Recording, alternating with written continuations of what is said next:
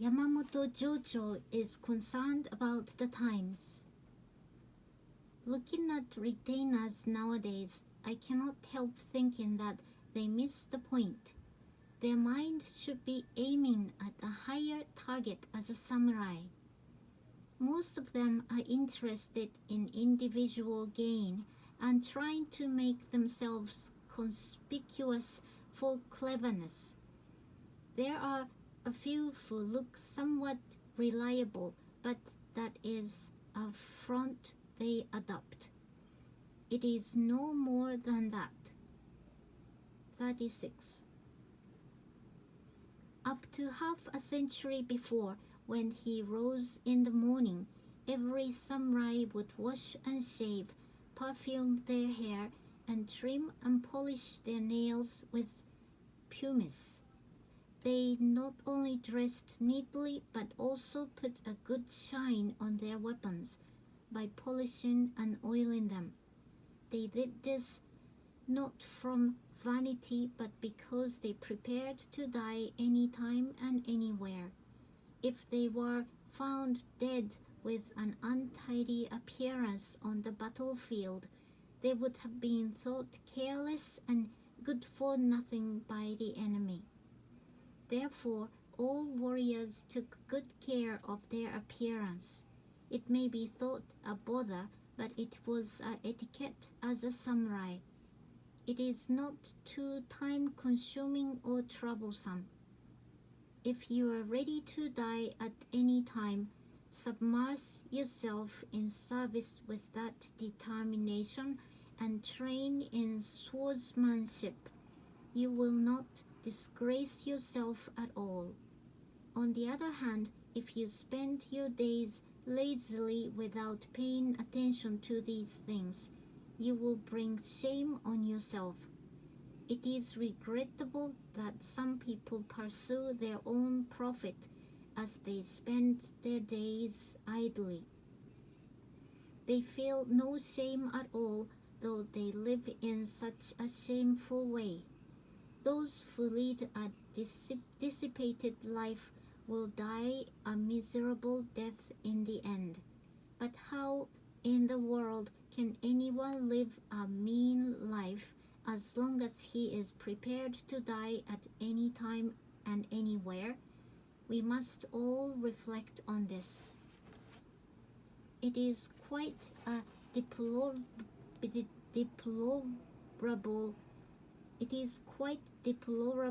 that for the past 30 years or so, young samurai have been spending their days in laziness. Whenever they meet, they talk only of money, profit and loss, domestic life, clothes and sex. Without these topics, they would have no interest in talking to each other. What a worthless time this is. In the old days, people in their 20s and 30s never entertained such mean ideas and hardly talked of them. Even older people themselves felt embarrassed if anything like that slipped out. Now it is a world of luxury, and people are interested in their domestic affairs alone. You can live a good life only by not seeking after luxury. Some people praise young men for their thrift, but that is foolish because a thrifty man lacks a sense of duty to those around him. Such a person should not be regarded as a good samurai. 64. Until 40 or 50 years ago, we could hardly show an unmarked thigh in public because stab wounds on it were held to denote merit in a man. They would cut their thighs with a knife at home. It was a masculine, bloody time, but now that would be called stupid. A man of eloquence is admired, and a man of bravery is apt to be avoided as rude or uncivilized. I think that young men of today should do some soul searching about this. 37. At the order of his father, Yamamoto Kichizaemon killed a dog with a sword when he was 5 years old and did the same with a prisoner at 15. In the past, all young men were forced to behead a human when they were about 15 years old. Lord Katsushige also cut off a man's head in his youth at his father's command. He is said to have killed as many as 10 people, one after another. Even the sons of a lord used to do so in their youth, but now ordinary samurai will not make their sons do it. That is very thoughtless of them. We can do without that, they say. It is no great thing to kill a prisoner. It is sinful behavior. What pitiful excuses they make. Modern people are only interested in making themselves look good by manicuring their nails and so on, and lazy at learning how to train themselves in bravery. It seems that most modern parents do not make their sons practice decapitation because they think it disgusting. They do not understand that Lord Naoshige told his son to do it because he thought it necessary. A couple of years ago, I cut off a criminal's head in the bed of a Kase river and felt really invigorated. To regard it as disgusting is quite cowardly. 844. Yamamoto Kichizaemon was Yamamoto Jocho's elder brother. In 1661, Lord Mitsushige declared a prohibition of the tradition of oibara. Since then, no retainers have expressed any resolve to follow that tradition. The Lord also announced that any young member could inherit his household at the death of his father. As a result, we have seen less and less highly motivated retainers. Furthermore, the system of boy attendants was also abolished, and samurai's manners have got worse. Mitsushige was too compassionate toward his subordinates. If possible, I would like the present Lord to reinstate the system of boy attendants. When they have their forelocks shaved, they think that they are no longer children and begin to behave like their elders, drinking wine and gossiping about this and that. They have no idea of how to talk or behave as a samurai. We cannot expect them to grow into good retainers. Anyone who has the experience of having served as a boy attendant could expect to be of use later, because they go through various situations during their term of service. Nabeshima Kanbei had his forelocks shaved off when he was 40 years old, and Soejima Hachiuemon at 42. 113. Note: Oibara is to follow one's master to the grave by taking his own life in seppuku. Note: a boy attendant retains his forelocks. Modern men look effeminate, I said to my adopted son.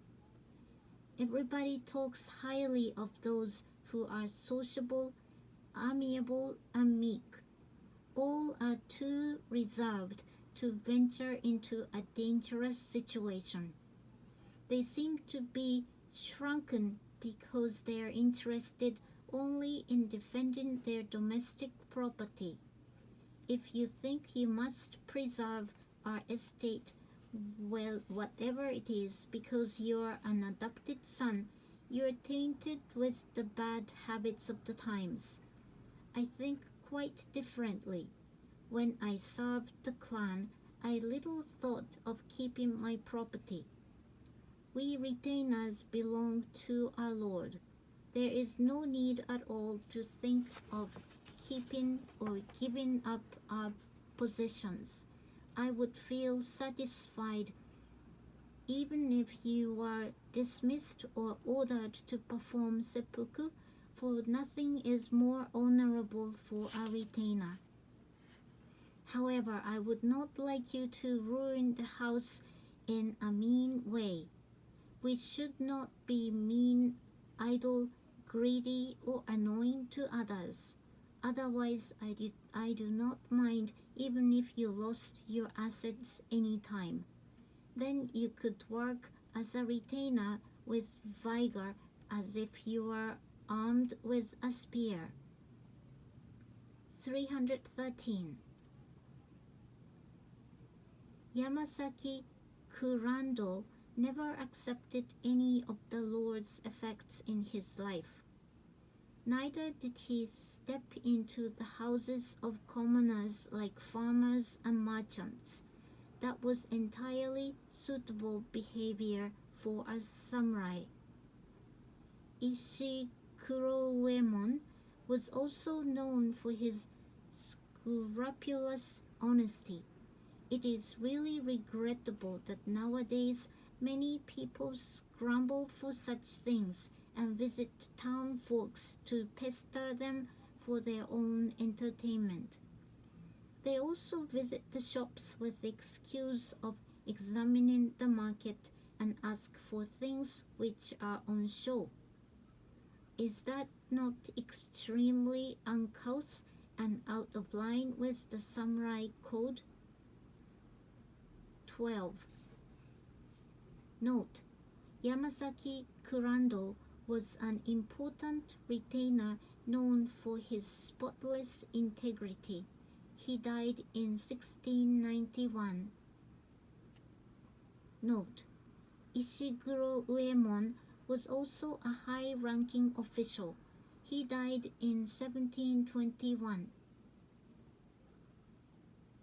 It is impossible to stop time because it changes as it flows.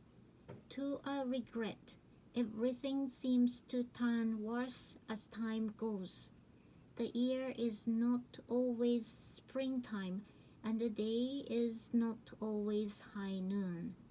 It is impossible to rewind the present time to 100 years ago. Remember, the good old days are gone forever.